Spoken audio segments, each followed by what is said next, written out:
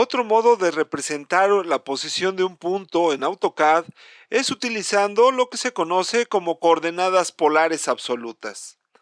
Estas requieren una distancia respecto al punto de origen y un ángulo. Los ángulos se cuentan de 0 en sentido contrario a las manecillas del reloj, como puede usted ver en pantalla. Veamos un ejemplo.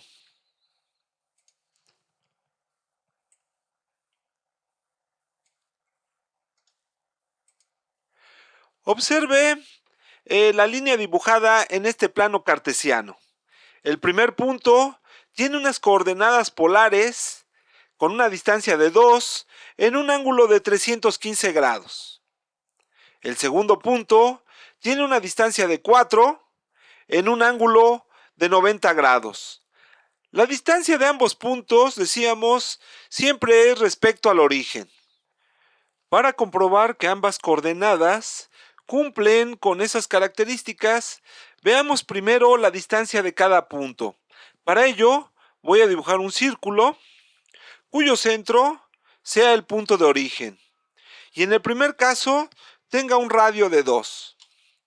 Observe que el perímetro de ese círculo toca el primer punto especificado, es decir, efectivamente tiene una distancia respecto al punto de origen de 2. Veamos el segundo punto.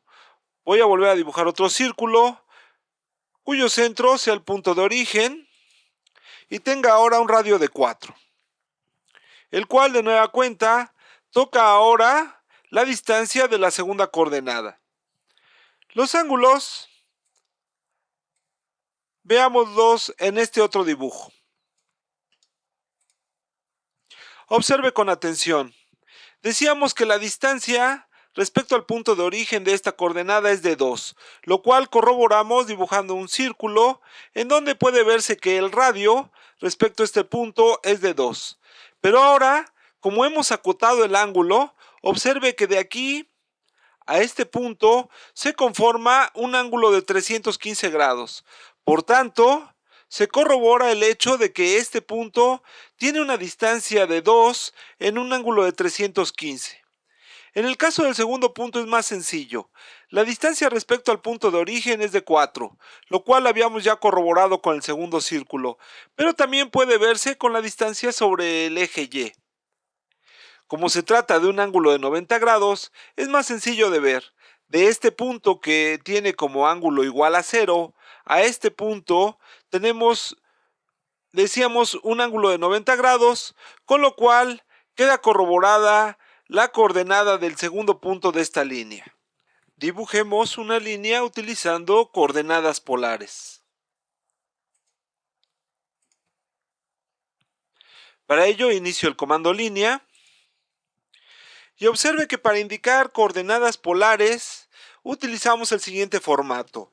Voy a indicar una distancia de 60 para el primer punto, pero en un ángulo de 225 grados.